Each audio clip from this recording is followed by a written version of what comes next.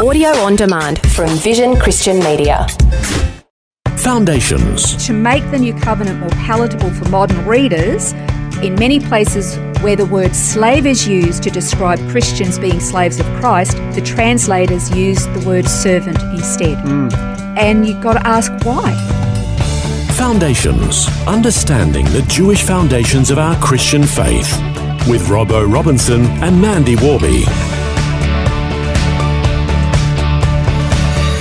We began a short series on why it's so important to study biblical culture in order to get a solid, balanced understanding of what scriptures want to communicate to us.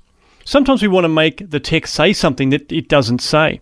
That's usually because we're thinking like a person from the 21st century instead of a person being communicated to in 700 BC in ancient Babylon, for example, or someone at the beginning of the 1st century in Roman-occupied Judea. To understand what the Bible tells us, we have to read what the Bible tells us, not what we think or what we want it to tell us. Look, it's really understandable why we come to the conclusions that we do, because the 21st century modern life that we live in a very wealthy, very technologically savvy Western community, it's the only point of reference that we've got. That's right. So it's understandable. However, it's also a great blessing for us that we have the resources that we have, that we can actually dig into the scripture and find out what it was culturally like at the time that the Bible was written. That way, we get a much better understanding of the actual message that was being portrayed. It's also really important to study biblical culture in order to understand what the text says and is trying to communicate to us. So, sure, you can read the words on the page, but what meaning do we give to those words? We've talked about this before. Word definitions are important, especially when you consider the fact that word definitions change over time. And so if we're putting a current definition onto an ancient word, we can get something really, really wrong in our understanding.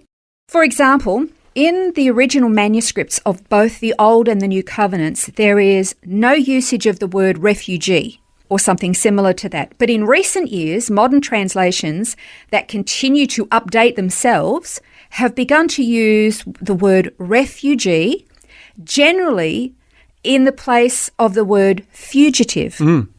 Now, my automatic thought is, but they're two totally different meanings of the word. Well, that's right. And according to our current understanding and usage of the word fugitive, it doesn't even come close. No, that's right. Well, you've only got to look at an online dictionary and look at the word fugitive, for example. It says a person who is fleeing as from prosecution, intolerable circumstances, a fugitive from justice, or a fugitive from a dictatorial regime. Yeah, and that's what my thought would be if you're talking about a fugitive. Exactly. Yeah. Whereas the word refugee would be defined as a person who flees for refuge or safety, especially to a foreign country, as in time of political upheaval or war. As in Afghan refugees fleeing the Taliban or something. And we would go, well, that doesn't even come close to a fugitive.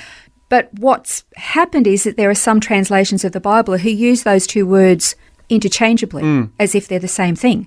And they're really not. So you come away with misunderstandings.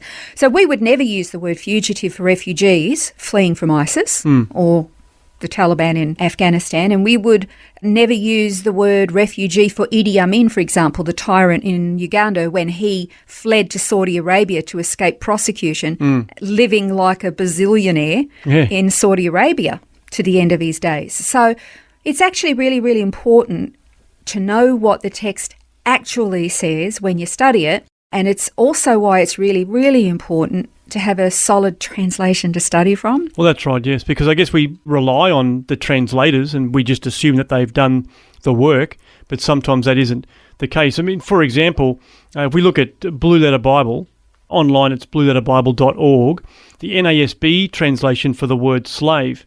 Now in the Old Covenant it's found 36 times, and in the New Covenant the word slave is found 65 times.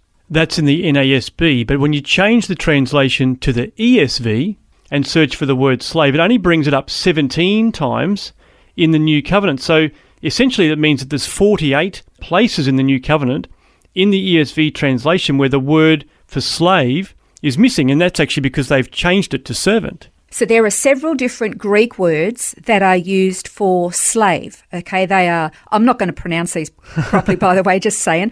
They are doulos, doulo, and doulogogeo. I'm glad you did them and not me. If you say it fast, it sounds like you know what you're saying. Yeah. But they are all variations from the root word for slave. Mm-hmm.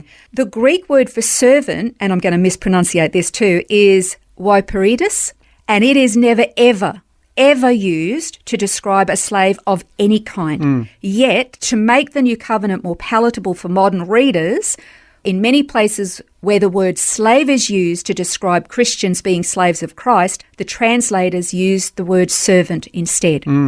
And you've got to ask why. Well, I guess the obvious answer to that is because the term slave or slavery has a very negative connotation, doesn't it? So they think, we don't want to sort of put that into the text. Servant sounds more palatable because of those negative connotations. Yeah. Well, an example is 1 Corinthians 7. So in the NASB, we read verse 22, where Paul said, "For he who was called in the Lord while a slave is the Lord's freedman. Likewise, he who was called while free is Christ's slave." Now, if we look at that same verse in the ESV, it says, "For he who was called in the Lord as a bondservant is a freedman of the Lord. Likewise, he who was free when called is a bondservant of Christ." It sounds so much nicer, doesn't it? Yeah. Well, it might sound palatable, but the definitions and meanings of those two words, slaves or bondslave or servant, are very, very different. It would be good to do a comparison of what a slave was and what a servant was. Yeah, well, this is really important for understanding the context of the text and I guess what Paul was trying to present here. So let's look at slave, for example. Slaves were property owned 100% by another person. Whereas servants were employees. Well, a slave had no say over what they wore, what they ate, or what they drank. And servants had the option to leave their employer if they were unhappy with the conditions. That's right. A slave completed tasks that were set for them, whether they liked it or not. And servants receive remuneration for the work that they did. Even if they didn't like it, they at least got paid for it. A slave got up when they were told.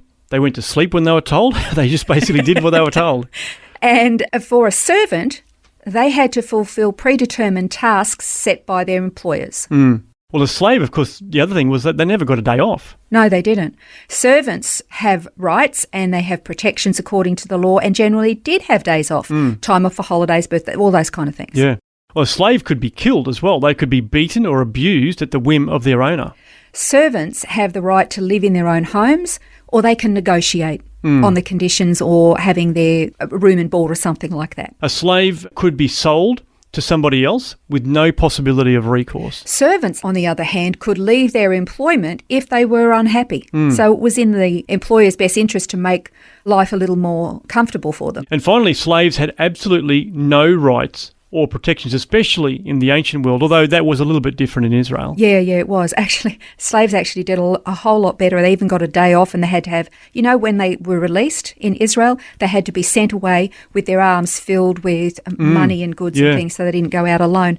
But servants had protection of the law against such abuses. So the difference between being a slave and being a servant is very, very different. And yet, in the New Covenant, there were many, many references to us as being slaves of Christ, not servants, that where we can negotiate how we want to serve him. Yeah, that's right. But a slave that just says, Lord, I will do what you tell me to do, that's right, how you tell me to do it, when you tell me to do it, where you tell me to do it, and with whomever you tell me to do it. It's a totally different mindset. Absolutely. So important to be aware of that, and that's just an example, I guess, of understanding the biblical text that we read. Exactly. So we're going to continue this series next time as we look at why is biblical culture so important.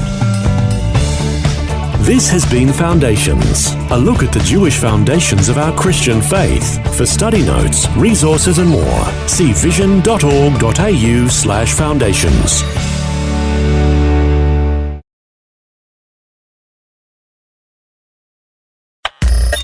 Thanks for taking time to listen to this audio on demand from Vision Christian Media. To find out more about us, go to vision.org.au.